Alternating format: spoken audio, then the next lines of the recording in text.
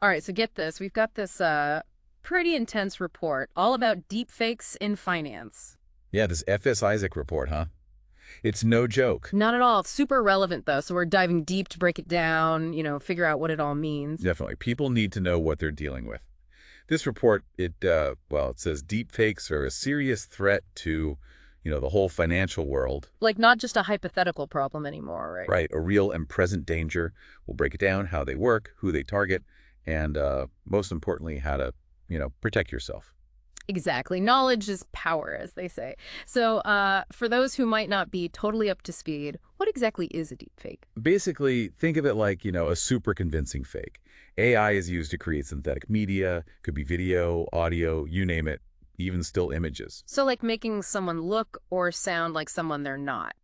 And it's getting harder to tell the difference. Exactly. And the AI behind it all, these deep learning algorithms, they're getting really good at mimicking real people. Mm. Scary good, actually. Yeah, that's definitely unsettling, especially in finance where trust is everything. That's the crux of it. Sensitive information, money, livelihoods, all at stake. And this report is full of real-world examples of how deepfakes can cause real damage. Yeah, like that Wall Street Journal reporter, remember? She cloned her own voice using AI and actually tricked her own bank. Oh yeah, that one was wild. Even tech-savvy people who know about this stuff, they can still be fooled. Shows how vulnerable we all are, especially when someone uses a voice or a face we trust. And it's not just about tricking individuals. Remember that fake image of the explosion near the Pentagon caused the Dow to drop, what was it, 85 The points? Pentagon explosion Ten. fake, yeah. Too Spreads through serious. social media like wildfire. Just goes to show how quickly deepfakes can manipulate markets, cause chaos. It's crazy how fast misinformation spreads and has a real impact. And this report, it really digs into the financial fraud side of things, too. The statistics are kind of alarming. Yeah, 1 in 10 companies say they've already dealt with deepfake fraud. Wow, that's a lot. And get this, 6 out of 10 executives, they admit their companies, they have no plan, no protocols for dealing with this stuff. Seriously, that many. It's like they're just completely unprepared. Pretty much. A lot of organizations, they're still catching up, trying to wrap their heads around the different types of deepfakes out there. Different types. I thought it was just like videos. Oh, no. There's audio deepfakes, cloning voices, even mimicking speaking styles. Then you've got video, manipulating appearances, actions, the whole 9 yards. And of course, image deepfakes, creating entirely fake images or altering real ones. And I'm guessing you can combine them, right? Like a video call with a deep fake voice and face. Impossible to tell it's fake. Exactly. And as the tech gets better, these attacks, they're only going to get more convincing, harder to detect. But, it's not all doom and gloom. Deepfakes, they can be used for good too, right? Of course, any powerful tool can be used for good or bad. Depends how we use it, how we protect ourselves. Speaking of, remember that Zoom scam? The one where they stole 25 million bucks? The one where they mimic the CFO's voice. Yeah. Crazy story. It's just wild how they use deepfakes to, like, exploit trust. Totally. The employee thought they were talking to their boss, someone they trusted, so they authorized a huge transfer. Just like that, boom, 25 million gone. Classic social engineering, but amplified by deepfakes. So it's not just the tech itself, it's the psychology, the way they manipulate people. That's scary. You got it. That's why it's so important to understand the psychology behind these attacks, not just the tech itself. Okay, so deepfakes, a big, scary problem. But this isn't just about scaring people. We want to empower our listeners with knowledge. So let's switch gears, talk about what people can actually do to protect themselves. What are some practical steps they can take? Well, first things first, awareness is key. The more you know about deepfakes, the better equipped you are to spot them. Avoid getting tricked. So, listening to this is a good start. Right, awareness is the first step. But what about concrete actions? What can our listeners do right now? One big thing, enable multi-factor authentication everywhere. MFA. It adds an extra layer of security, makes it way harder for attackers to get in, even if they have your password. So enable MFA, folks. Simple but effective. What about something a little more advanced, though? There's this liveness detection tech, right? What's that all about? Yeah, liveness detection is pretty cool. Imagine you're on a video call with your bank, opening an account. Liveness detection analyzes your facial movements, your blinks, all these subtle cues to make sure you're a real person, not a pre-recorded video or a deepfake. So like a lie detector, but for video calls. Wild. But it feels like we're in this constant race. The bad guy's always one step ahead. Yeah, the deepfake landscape changes fast. What we're talking about now, it's just the tip of the iceberg. But by staying informed, adopting new tech, being vigilant, we can stay ahead of the curve. Okay, so vigilance is key. What about other tech solutions? The report mentioned this watermarking thing. What's that all about? Watermarking.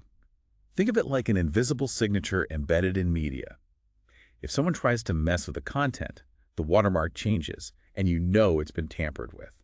So you can trace the origin of the media, make sure it's legit. Exactly, like a digital chain of custody. Still under development, but very promising. Sounds like a potential game changer. And the report also emphasizes employee training, right? Big time. Companies, individuals, everyone needs to be educated about deepfakes, how to spot them, how to verify information, what to do if they see something suspicious.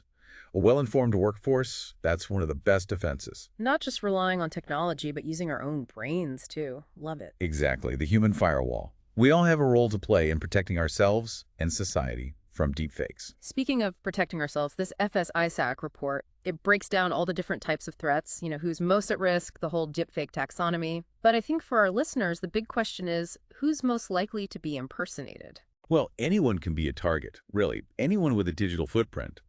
But some folks are more vulnerable, like executives, financial advisors, even everyday people, to be honest. Executives, why them? Well, they're often in the public eye, lots of footage of them online. They have authority, they make decisions, move money.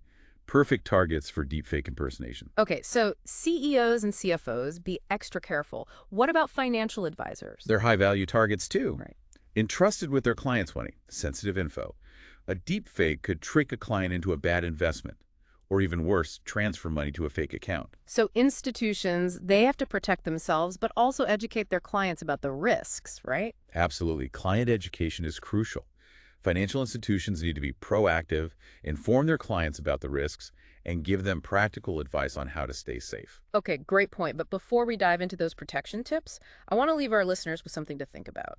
What if your voice or image was used in a deepfake? That's a scary thought. Really brings it home anyone can be a victim. Exactly. And on that note, we'll pause here, pick up the conversation in part 2 of this deep dive.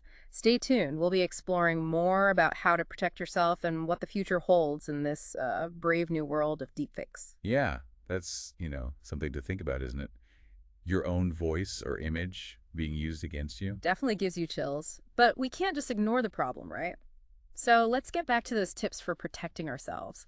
How can our listeners prevent that from happening? Well, think about what you share online, right? All those photos, videos, it's all data that could be used to create a deepfake of you. So maybe think twice before posting that karaoke video. Exactly. And, it's not all doom and gloom with deepfakes. There's actually a lot of positive applications out there. Oh, for sure. It's like any tool, right? It can be used for good or bad. It's good to highlight the positive stuff, too. Reminds us that AI itself isn't the problem. So what are some examples of deepfakes being used for good? Well, healthcare is a big one. Imagine being able to create synthetic voices for people who've lost their ability to speak, due to illness or injury. That's amazing, giving someone their voice back. I love that. Yeah, and it's not just voices. Deepfakes can also be used to create really realistic simulations for medical training. Like, surgeons can practice complex procedures on virtual patients, no risk to real people. Kind of like a flight simulator, but for surgery. Exactly. Risk-free training leads to better outcomes for patients. And beyond healthcare, education is another area where deepfakes are making a difference. I can see that. History lessons coming to life, interacting with a deepfake, Abraham Lincoln. Exactly. It makes learning so much more engaging, immersive. And, even in the entertainment industry, they're being used to create amazing visual effects, even bring back deceased actors for cameos in movies. I've seen those. Pretty mind-blowing, right? But even with all the good stuff, gotta remember, deepfakes, they can be dangerous. It's all about how we use it and how we protect ourselves. Couldn't agree more. Balance is key, right? Acknowledge both the good and the bad. So we were talking about protection earlier. Anything else folks can do to stay safe online? Well, the report mentions some interesting tech solutions like watermarking, which we talked about, but there's also this digital provenance tracking. What's that all about? Oh yeah, provenance tracking is fascinating. It's like creating a verifiable history of a piece of media, from creation to distribution. Proves it's authentic. So if someone tries to pass off a deepfake as real, you can check its history and see it's been manipulated. Exactly. Provenance tracking, it could be huge for establishing trust online. Imagine every photo, every video, with a record you can check. That would make it much harder for deepfakes to, slip through the cracks. What about specifically protecting our voices? I remember you mentioning voice cloaking earlier. Right, voice cloaking, it's still in development, but basically it subtly alters your voice in recordings. Yeah. Makes it harder for the AI to create a good imitation. So like a digital disguise for your voice. Exactly. It's a digital arms race out there, Huh. you know? The deepfake creators versus the folks building defenses like watermarking and voice cloaking. It is. It is. But I'm optimistic, I think. We stay informed, adopt the new tech, and most importantly, work together. Working together, yeah. What about the role of, governments, regulations, all that? The report touches on that too, right? It does, and it's going to be crucial. We need clear guidelines, laws to deter the bad guys from using this tech for harm. And it has to be international, because this is a global problem. Deepfakes don't care about borders, that's for sure. Exactly. A unified approach. Education, awareness campaigns, empower the public. Yeah, public awareness is huge. Can't just rely on technology and laws. People need to understand the risks, think critically, report anything suspicious. Absolutely. It's a shared responsibility, right? We all have a part to play. But it's not all doom and gloom. We've talked about the good, and I really believe with open dialogue, responsible innovation, and informed citizens, we can use deepfakes for good while minimizing the risks. Love the optimism. But for our listeners, what's the one key takeaway from all this? What should they remember? I think the biggest takeaway is this. Deepfakes, powerful tool, can be good or bad. We have to know the risks, but also embrace the positive uses of AI. The future is here. It's up to us to shape it responsibly. Embrace the future, but be smart about it. I like that. Exactly. Knowledge, awareness, a healthy dose of skepticism, those are our best tools. We can't be naive. We can't be complacent. This deep dive, it's given me a lot to think about, that's for sure. I feel much more prepared to deal with this whole deepfake thing now. But before we wrap up this part of the conversation, let's go back to the FS-ISAC report for a second. We talked about impersonation, but it also goes deeper, right? The specific threats to institutions, the technical side of things. You're right. There's definitely more to discuss. Okay, so let's dig into those details, but we'll save that for part 3 of this deep dive. Stay tuned. Okay, so we're back, ready to wrap up our deep dive into deepfakes in finance. We've covered a lot. The good, the bad, the ugly. But before we sign off, let's dig into those final details from the FS-ISAC report. Like how deepfakes could actually be used to target the financial institutions themselves, not just individuals. Right. Yeah, we talked about executives, advisors, all that. But the report goes deeper, the threats to the systems, the infrastructure of the whole financial world. Okay, so like the actual nuts and bolts of the financial system. What are some of the things they're worried about? Well, one of the biggest concerns is that deepfakes could be used to, get around those biometric authentication systems. Think facial recognition, voice verification, the stuff banks use to verify your identity. So you're saying like a hacker could use a deepfake to fool a bank's security system, make it think they're a real customer. Exactly. And as deepfakes get better, it's going to be tougher and tougher to tell real from fake. That's why financial institutions need to stay ahead of the game. Invest in serious security, keep their systems updated, keep up with the latest threats. It's like a constant cat and mouse game, right? Technology evolving on both sides, but it's not all about tech, right?